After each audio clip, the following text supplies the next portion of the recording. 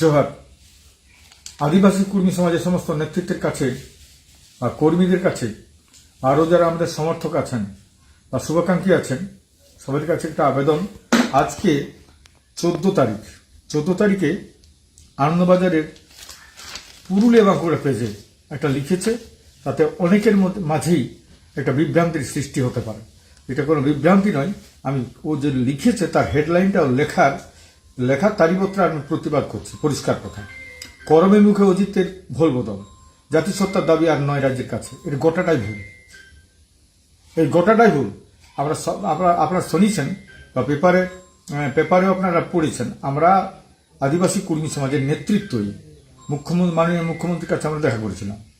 উনি কিন্তু যে কথা দিয়েছেন তাতে পরিষ্কার কথা উনি বলেছেন, আমাকে বিশ্বাস করুন। এবং সেই বিশ্বাসের আধারে কিন্তু আমরা এই যে 20 সেপ্টেম্বরটাই কিন্তু অনলি রেল টেকাটা পোস্টপোন করেছি, স্থগিত। এটা করছে নাই মানে আর আন্দোলন হবে না। আর একটা কথা হচ্ছে জাতিসত্তার দাবি আর 9 রাজ্যের কাছে। এটা কোনো গল্প হইল? একে কমেন্ট জাস্টিফিকেশন পাঠাতেই হবে এবং সেই অনুযায়ী সেন্ট্রাল গভর্নমেন্ট করবে। তো সেন্ট্রাল গভর্নমেন্ট বারবার চিঠি দিয়েছে, কোনো পাঠাই নাই, এবং উনি কথা দিয়েছেন পাঠাবো। উনি গত নির্বাচনে বিভিন্ন মিটিংয়ে বলেছিল যে আমাদের সার্ভে চলছে, সেই সার্ভেকে বিশ্বাস করেই আমরা বলেছি এবং পরিষ্কার কথা আমরা সেটা বলেছি। এরপরে এই রেল টাকাটা আমরা স্থগিত করছি এবং আমাদের চূড়ান্ত হবে সেটা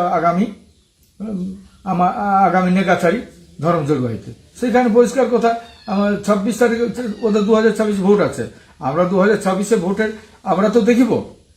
মাননীয় মুখ্যমন্ত্রী যদি আমাদের কথা চিন্তা করেছে, আমাদের ভাবিয়েছে, জাস্টিফিকেশন কমার পাঠাচ্ছে, আমরাও সেরকম ভাববো। আর না তো পরিষ্কার কথা, লড়াই তো চলছে, লড়াই জারি আছে, এটা পোস্টপোন হয়েছে, আপনার কোনো ভাববে না। এই যে 20 তারিখে আমাদের শক্তি পরীক্ষার জন্য আমরা বলেছি, আপনারা তৈরি হয়ে যান। এবং এই যে করম পর্বে ছুটি দিয়েছে, এটা স্টেট হলিডেজ হিসাবেই আমরা পাইছি। তাই স্টেট হলিডেজে সমস্ত করমের টিমকে করম যারা পাইতেছেন তারা সবাইকে আবেদন, প্রত্যেক জেলায় এই যাওয়া করমের প্রসেসন নিয়ে যাকে নাম দিয়েছি আমরা কুর্মিক উমকনি আঝাট করম, কুর্মিক উমকনি করম আঝাট। এই করম আঝাটে আমরা পরিষ্কার কথা আমরা সবকে মানে বলেছি, একদম আপনারা তৈরি হয়ে যান।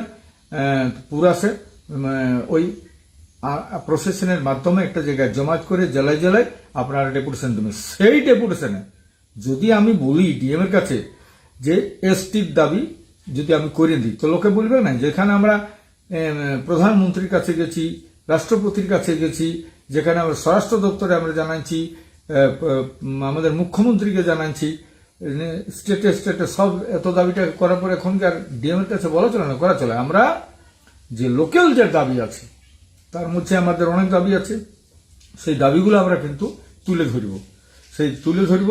অনেক অন্যায় আছে, দুর্নীতি আছে এবং অনেক জিনিস বলেও করতে পারে না প্রশাসন, সেগুলো আমরা তুলে ধরবো। যেমন আমাদের ছেলেদের অনেক কেস আছে, সেটা এসপি দ্বারা সম্ভব। আমরা বলেছি কেসগুলো তুলতে হবে। মিথ্যা বিভিন্ন দুর্নীতি আছে জমি সংক্রান্ত বিষয়, সেটা আমরা বলেছি। আজকে ফরেস্ট ডিপার্টমেন্টে হাতি প্রত্যেক বছর লোককে মারছে, হাতির বিরুদ্ধে আছে এবং বিভিন্ন আজকে বন ধ্বংস হচ্ছে, সেটা পরিষ্কার কথা। সে বন দপ্তরই তার জন্য দায়ী হবে। এগুলো আমরা তুলে ধরছি। এই যে কৃষি দপ্তর আমরা বারবার ডিমান্ড করেছি যে মানে সঠিকভাবে সারের দাম নিতে হবে। সারের দামটা এরা বরাবর বদমাইশি করছে।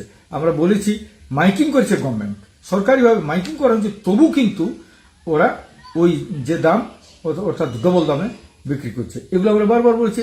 তাছাড়া ব্যক্তিগতভাবে একজনকে আমরা এফআইআর পর্যন্ত করেছি, এফআইআরটা পর্যন্ত ওরা এখন ট্রিট করেন নাই, বদমাইশি করছে। এগুলো আমরা তুলে ধরবো। আরও যে লোকাল দাবি আছে সেই লোকাল দাবিগুলোই আমরা বিভিন্নভাবে আমরা ঠিক করছি। সেই দাবিগুলো আমাদের 20 সেপ্টেম্বরে তুলে ধরবো। এটাই তবে মেন কথা। এই জন্য আপনাদের কাছে সবাইকে অনুরোধ, কোনো বিভ্রান্তির শিকার হবেন না। আপনারা সবাই প্রত্যেকটা জেলাতে আপনারা দেন, সবার কাছে আমরা আবেদন, এটা কোনোরকমভাবে ভুল বুঝবেন না।